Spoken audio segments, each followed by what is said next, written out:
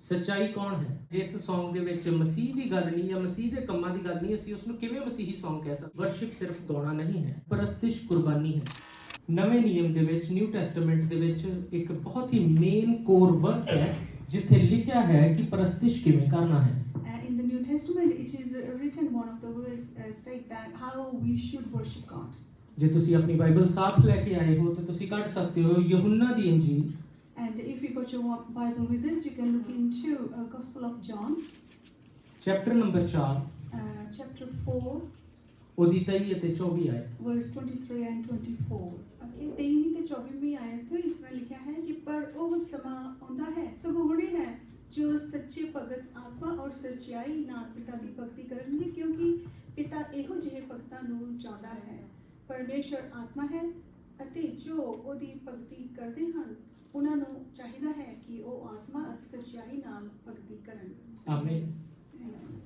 ਅਗਰ ਤੁਹਾਡੇ ਕੋਲ ਇੰਗਲਿਸ਼ ਦੀ ਬਾਈਬਲ ਹੈ ਤੇ ਪੜ੍ਹ ਲਓ ਕਿਉਂਕਿ ਸਾਡੇ ਵਿੱਚ ਇੰਗਲਿਸ਼ ਬੋਲਣ ਵਾਲੇ ਲੋਕ ਵੀ ਹਨ ਤਾਂ ਕਿ ਉਹਨਾਂ ਨੂੰ ਪਤਾ ਲੱਗ ਸਕੇ। ਇੰਗਲਿਸ਼ ਦੀ ਬਾਈਬਲ ਵਿੱਚੋਂ ਪੜ੍ਹ ਦਿਓ John chapter 4 verse 23 and 24. Yet a time is coming and has now come when the true worshippers will worship the Father in spirit and in truth, for they are the kind of worshippers the Father seeks. God is spirit, and his worshippers must worship in the spirit and in truth. This is the word. ਆਮੀਨ। Amen. ਪਰਸਤਿਸ਼ ਇੱਕ ਬਹੁਤ ਵੱਡਾ topic ਹੈ। Worship it's a big topic.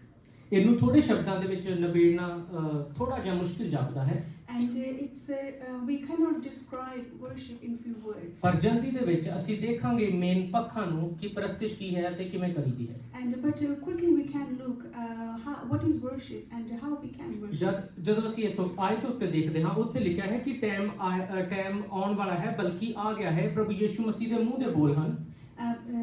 In these verses Jesus said the time is coming, in fact it is here, ਕਿ ਜਦ ਸੱਚੇ ਪਰਸਤਾਰ that the true worshipper will worship ਪਰਮੇਸ਼ਰ ਦੀ ਪਰਸਤਿਸ਼ ਕਰਨ that they will worship ਰੂਹ ਅਤੇ ਸੱਚਾਈ ਦੇ ਨਾਲ। worship in spirit and in truth. ਸਮਾਂ ਆ ਗਿਆ ਹੈ। And it says that the time is here. ਪ੍ਰਭੂ ਯਿਸੂ ਮਸੀਹ ਦੇ ਧਰਤੀ ਤੇ ਆਉਣ ਤੋਂ ਪਹਿਲਾਂ Before Lord Jesus came on this earth, ਲੀਵਾਈਜ਼ ਜਿਹੜਾ ਕਬੀਲਾ ਸੀ ਉਹਨਾਂ ਦੀ ਇਹ ਜ਼ਿੰਮੇਵਾਰੀ ਸੀ ਕਿ ਉਹ ਪਰਸਤਿਸ਼ ਕਰਦੇ ਸੀਗੇ ਮੰਦਿਰ ਦੇ ਵਿੱਚ। and Levites were chosen to worship God in the temple. ਉਸ ਤੋਂ ਬਾਅਦ ਦਾਊਦ ਜੋ ਕਿ ਯਹੂਦਾ ਦੇ ਕਬੀਲੇ ਚੋਂ ਸੀ ਉਹ ਇੱਕ ਵੱਡਾ ਪਰਸਤਾਰ ਨਿਕਲਿਆ। And then David, he was a true worshipper from the tribe of Judah. ਜਿਹਦੇ ਬਾਰੇ ਪਰਮੇਸ਼ਰ ਨੇ ਕਿਹਾ ਕਿ ਇਹ ਮੇਰੇ ਮਨ ਦੇ ਅਨੁਸਾਰ ਹੈ। And God said about David that he is after my heart. ਕਿਉਂਕਿ ਉਹਦਾ ਪਰਮੇਸ਼ਰ ਦੇ ਨਾਲ ਬਹੁਤ ਲਗਾਵ ਸੀਗਾ। Because he loved God. David Song ਲਿਖਦਾ ਸੀਗਾ। David wrote songs. David Song compose ਕਰਦਾ ਸੀਗਾ। And he used to sing songs. ਅਤੇ ਉਹਦੇ ਦਿੱਤੇ ਹੋਏ Song ਅਸੀਂ ਭਜਨ ਸੰਹੀਤਾ ਦੇ ਵਿੱਚ ਪੜ੍ਹਦੇ ਹਾਂ। And we sing the Psalms of David in the book of Psalms. We sing some songs. Biblical history ਦੇ ਵਿੱਚ 뮤직 ਦਾ ਇੱਕ ਖਾਸ ਥਾਂ ਰਿਹਾ ਹੈ। It has been a special place in biblical history about songs. ਜਦ ਅਸੀਂ ਇਨਸਾਨੀ ਪੱਖ ਤੋਂ ਦੇਖਦੇ ਹਾਂ And if we look into from a human point of view, ਤੇ ਅਸੀਂ ਦੇਖਦੇ ਹਾਂ ਇੱਥੇ ਦੋ ਗੱਲਾਂ ਆਤਮਾ ਅਤੇ ਸੱਚਾਈ। and we see here two things, spirit and truth. ਮਨੁੱਖ ਦੀ ਨਜ਼ਰ ਤੋਂ ਆਤਮਾ ਅਤੇ ਸੱਚਾਈ ਕੀ ਹੈ? From a human point of view, what is truth and what is ਆਤਮਾ ਅਤੇ ਸੱਚਾਈ ਕੀ ਹੈ? spirit? ਆਤਮਾ ਦੇ ਵਿੱਚ ਗਾਉਣਾ To sing in spirit. ਇੱਥੇ ਜਿਹੜੀ ਗੱਲ ਹੈ ਉਹ ਆਰਾਧਨਾ ਓਵਰਆਲ ਸਾਰੇ ਵੱਡੇ ਟੌਪਿਕ ਦੀ ਕੀਤੀ ਗਈ ਹੈ ਪਰ ਅਸੀਂ ਸਮੇਂ ਦੀ ਛੋਟ ਦੇ ਕਰਕੇ ਅਸੀਂ ਸਿਰਫ ਸਿੰਗਿੰਗ ਵਾਲੀ ਗੱਲ ਨੂੰ ਹੀ ਦੇਖ ਰਹੇ ਹਾਂ।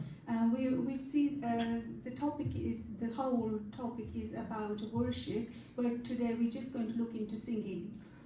ਇੱਥੇ ਲਿਖਿਆ ਹੈ ਆਤਮਾ ਦੇ ਨਾਲ। And it says here in spirit. ਇਨਸਾਨੀ ਪੱਖ ਤੋਂ ਦਿਲ ਤੋਂ ਗਾਉਣਾ। From human, when we sing from our heart, मतलब अपना ध्यान परमेश्वर ਵੱਲ ਲਗਾਉਣਾ, which means that we concentrate on God. ਆਪਣੀਆਂ ਸੋਚਾਂ ਨੂੰ ਬਾਹਰ ਦੀਆਂ ਗੱਲਾਂ ਤੋਂ ਪਰੇ ਕਰਦੇ ਹੋਏ ਪਰਮੇਸ਼ਰ ਵੱਲ ਧਿਆਨ ਲਗਾਉਣਾ। So we put our thoughts on one side and but we concentrate, fix our eyes on God. ਇਹ ਨਹੀਂ ਹੈ ਕਿ ਤੁਸੀਂ ਗੀਤ ਗਾ ਰਹੇ ਹੋ ਪਰ ਤੁਹਾਡੀ ਸੋਚ ਤੁਹਾਡੇ ਘਰ ਦੇ ਵਿੱਚ ਲੱਗੀ ਹੋਈ ਹੈ ਕਿਤੇ ਮੈਂ ਦਰਵਾਜ਼ਾ ਖੁੱਲ੍ਹਾ ਤਾਂ ਨਹੀਂ ਛੱਡ ਆਇਆ। It's not like that. ਕੋਈ ਵੀ ਸਿਚੁਏਸ਼ਨ ਹੋ ਸਕਦੀ ਹੈ। It could be any situation that sometimes we are singing, but our mind is in our house or Yeah. checking the doors. ਜਾਂ ਕੱਲ ਨੂੰ ਮੈਂ ਕੰਮ ਤੇ ਜਾਣਾ ਹੈ ਮੈਂ ਕਿਵੇਂ ਪਹੁੰਚਾਂਗਾ ਜਾਂ ਇਦਾਂ ਦੀਆਂ ਸੋਚਾਂ। Or your thoughts could be that I'm going to work tomorrow and how I'm going to get to work. ਮਨੁੱਖ ਦੇ ਨਜ਼ਰੀਏ ਤੋਂ ਆਤਮਾ ਦੇ ਵਿੱਚ ਗਾਉਣਾ ਯਾਨੀ ਪੂਰੇ ਦਿਲ ਦੇ ਨਾਲ ਪਰਮੇਸ਼ਰ ਦਾ ਧਿਆਨ ਲਗਾ ਕੇ ਗਾਉਣਾ। From human point of view, when we sing in spirit, we sing with our whole mind. ਅਤੇ ਸੱਚਾਈ ਦੇ ਨਾਲ ਗਾਉਣਾ। And we sing in truth. ਸੱਚਾਈ ਕੌਣ ਹੈ? Who is the truth? ਜੇ ਅਸੀਂ ਕਲਾਮ ਦੇ ਵਿੱਚ ਦੇਖਦੇ ਹਾਂ ਉੱਥੇ ਲਿਖਿਆ ਹੈ ਪ੍ਰਭੂ ਯੀਸ਼ੂ ਮਸੀਹ ਆਖਦੇ ਰਾਹ ਸੱਚ ਅਤੇ ਜੀਵਨ ਮੈਂ ਹਾਂ। When we look into words, God's words, Jesus said, I am the way, the truth and the life. ਜਦ ਅਸੀਂ ਸੱਚ ਨੂੰ ਗਾਉਣ ਦੀ ਗੱਲ ਕਰਦੇ ਹਾਂ, And when we talk about singing truth, ਅਸੀਂ ਗੱਲ ਕਰਦੇ ਹਾਂ ਮਸੀਹ ਯਿਸੂ ਦੇ ਕੰਮਾਂ ਨੂੰ ਗਾਉਣਾ and then we talk about singing about the work of Lord Jesus. ਜਾਂ ਮਸੀਹ ਯਿਸੂ ਦੀ ਵਡਿਆਈ ਦੇ ਵਿੱਚ ਗਾਉਣਾ Or sing in worship through Jesus. ਜਾਂ ਪ੍ਰਭੂ ਪਰਮੇਸ਼ਰ ਨੇ ਜੋ ਸਾਡੇ ਨਾਲ ਵੱਡੇ ਵਾਅਦੇ ਕੀਤੇ ਹਨ ਉਹਨਾਂ ਦੇ ਗੱਲਾਂ ਨੂੰ ਗਾਉਣਾ। Or the promises that God has made with us or given to us, we sing them promises. ਮੇਰਾ ਇਹ ਮਾਨ ਹੈ ਜਿਸ Song ਦੇ ਵਿੱਚ ਮਸੀਹ ਦੀ ਗੱਲ ਨਹੀਂ ਜਾਂ ਮਸੀਹ ਦੇ ਕੰਮਾਂ ਦੀ ਗੱਲ ਨਹੀਂ ਅਸੀਂ ਉਸ ਨੂੰ ਕਿਵੇਂ ਮਸੀਹੀ Song ਕਹਿ ਸਕਦੇ ਹਾਂ। And it is my thought that how can we say that it's a Christ song if the Christ is not mentioned in them songs. ਦੂਸਰੇ ਪੱਖ ਤੋਂ ਜਦ ਅਸੀਂ ਦੇਖਦੇ ਹਾਂ ਪਰਮੇਸ਼ਰ ਕਿਵੇਂ ਦੇਖਦਾ ਹੈ, If we see from the other side and we will look into how God sees us. ਇਸ ਤੋਂ ਪਹਿਲਾਂ ਅਸੀਂ ਇਹ ਦੇਖਿਆ ਕਿ ਮਨੁੱਖ ਕਿਵੇਂ ਦੇਖਦਾ ਹੈ ਰੂਹ ਤੇ ਸੱਚਾਈ ਦੇ ਨਾਲ ਗਾਉਣਾ। First we looked into how a human sees, but now we're going to see how God sees. ਪਰ ਮੇਨ ਗੱਲ ਤੇ ਇਹ ਹੈ ਕਿ ਪਰਮੇਸ਼ਰ ਕਿਵੇਂ ਦੇਖਦਾ ਹੈ ਕਿਉਂਕਿ ਕਲਾਮ ਪਰਮੇਸ਼ਰ ਦੀ ਗੱਲ ਹੈ। And the main thing is that how God sees us because the word is from God. ਜਦ ਪਰਮੇਸ਼ਰ ਦੇਖਦਾ ਹੈ ਤਾਂ ਉਹ ਇਨਸਾਨ ਨੂੰ ਅੰਦਰੋਂ ਅਤੇ ਬਾਹਰੋਂ ਦੋਨੋਂ ਤਰਫ ਤੋਂ ਦੇਖਦਾ ਹੈ। And when God sees a human, he sees mankind from inside, in man's heart and outside. ਅੰਦਰੋਂ ਦੇਖਣ ਦਾ ਮਤਲਬ ਹੈ ਆਤਮਾ 'ਚ ਦੇਖਣਾ ਜਾਂ ਬੰਦੇ ਦੇ ਅੰਦਰ ਦੇਖਣਾ ਕਿ ਉਹਦੀ ਆਤਮਾ ਦੇ ਵਿੱਚ ਕੀ ਚੱਲ ਰਿਹਾ ਹੈ। And to look inside the heart, it means that God is watching us. He is looking at us. What is going on in our spirit? ਆਤਮਾ ਦੇ ਵਿੱਚ ਗਾਉਣਾ ਮਤਲਬ ਪਰਮੇਸ਼ਰ ਸਾਡੇ ਅੰਦਰ ਦੇਖਦਾ ਹੈ ਕਿ ਬੰਦਾ ਕਿਸ ਆਤਮਾ ਦੇ ਨਾਲ ਗਾ ਰਿਹਾ ਹੈ। And singing in the spirit means that when man sings, how he is singing for God in the spirit. ਤੇ ਜੇ ਅਸੀਂ ਸੱਚ ਦੀ ਗੱਲ ਕਰੀਏ ਤਾਂ ਪਰਮੇਸ਼ਰ ਬਾਹਰੋਂ ਦੇਖ ਰਿਹਾ ਹੈ ਕਿ ਇਹ ਬੰਦਾ ਸੱਚਾਈ ਨਾਲ ਗਾ ਰਿਹਾ ਹੈ। And if we talk about the truth, and God sees us from outside, that is this man really singing in the truth? ਉਦਾਹਰਣ ਦੇ ਤੌਰ ਤੇ ਜੇ ਅਸੀਂ ਗੀਤ ਗਾ ਰਹੇ ਹਾਂ ਮੈਂ ਨਾ ਡਰਾਂਗਾ ਵਿਸ਼ਵਾਸ ਕਰਾਂਗਾ। And for example, if we are singing the song that I am not going to be afraid. ਪਰ ਜ਼ਿੰਦਗੀ ਦੇ ਵਿੱਚ ਜੇ ਮੈਂ ਡਰ ਰਿਹਾ ਹਾਂ ਅਤੇ ਮੈਂ ਵਿਸ਼ਵਾਸ ਨਹੀਂ ਲੈ ਕੇ ਆਇਆ ਅੱਛੀ ਤਰੀਕੇ ਨਾਲ ਪ੍ਰਭੂ ਤੇ ਮੇਰੇ ਗਾਉਣ ਦਾ ਕੋਈ ਮਕਸਦ ਹੀ ਨਹੀਂ। And in my life, if I am fearful and if I'm not trusting God, then what's the point of me singing that song? ਫਿਰ ਇਹ ਗੱਲ ਪਰਮੇਸ਼ਰ ਦੀ ਨਜ਼ਰ ਦੇ ਵਿੱਚ ਇੱਕ ਝੂਠ ਹੈ। So this is a lie in God's eyes. ਪਰਮੇਸ਼ਰ ਅੰਦਰੋਂ ਅਤੇ ਬਾਹਰੋਂ ਦੋਨੋਂ ਤਰਫ ਤੋਂ ਦੇਖਦਾ ਹੈ। God is looking at us from inside and from outside. ਪਰਮੇਸ਼ਰ ਦੇਖਦਾ ਹੈ ਕਿ ਮੈਂ ਕਿਸ ਆਤਮਾ ਜਾਂ ਕਿਸ ਮੋਟਿਵ ਦੇ ਨਾਲ ਗਾ ਰਿਹਾ ਹਾਂ। God sees me from which spirit and which motive that I am singing. ਅਤੇ ਪਰਮੇਸ਼ਰ ਦੇਖਦਾ ਹੈ ਕਿ ਮੈਂ ਉਹ ਗਾਉਣ ਵਾਲੀਆਂ ਗੱਲਾਂ ਨੂੰ ਕੀ ਮੈਂ ਜੀ ਵੀ ਰਿਹਾ ਹਾਂ। And God also sees that the word I am singing, am I really living that life? ਮੈਂ ਤੁਹਾਨੂੰ ਇਹ ਦੱਸਣਾ ਚਾਹੁੰਦਾ ਹਾਂ ਕਿ ਵਰਸ਼ਿਪ ਸਿਰਫ ਗਾਉਣਾ ਨਹੀਂ ਹੈ। And I want to say that worshiping God is not just singing. Singing ਉਹਦਾ ਇੱਕ ਬਹੁਤ ਛੋਟਾ ਜਿਹਾ ਹਿੱਸਾ ਹੈ And ਪਰ ਮੇਨ ਹਿੱਸਾ ਹੈ। singing is a small part, but is the main part. ਜੇ ਅਸੀਂ ਪਰਸਤਿਸ਼ ਦੀ ਗੱਲ ਕਰੀਏ ਕਲਾਮ ਦੇ ਅਨੁਸਾਰ ਪਰਸਤਿਸ਼ ਕੁਰਬਾਨੀ ਹੈ। And if we talk about worship, and it's according to the word, worship is it's a sacrifice. ਜਿੱਥੇ ਕਿਤੇ ਵੀ ਪਰਸਤਿਸ਼ ਦੀ ਗੱਲ ਕੀਤੀ ਹੈ ਉੱਥੇ ਸੈਕਰੀਫਾਈਸ ਸ਼ਬਦ ਜ਼ਰੂਰ ਆਉਂਦਾ ਹੈ। And wherever the word worship is mentioned, is also talk about sacrifice. ਜਦ ਅਸੀਂ ਅਬਰਾਹਮ ਦੀ ਗੱਲ ਕਰਦੇ ਹਾਂ And if we talk about Abraham, ਜੇ ਅਸੀਂ ਆਪਣੀ ਬਾਈਬਲ ਦੇ ਵਿੱਚ ਕੱਢੀਏ ਉਤਪਤੀ ਦੀ ਪੁਸਤਕ 22 ਅਧਿਆਇ ਤੇ ਉਹਦੀ 5 ਆਇਤ, and if we look into Genesis chapter 22. 22:5. Genesis chapter 22 verse 5.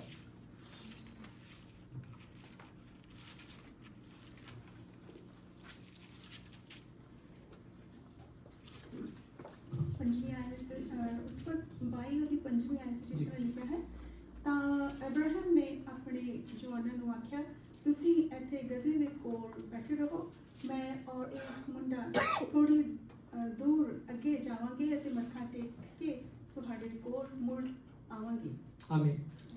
English the Bible ਦੇ ਵਿੱਚ ਅਸੀਂ ਸੁਣਾਂਗੇ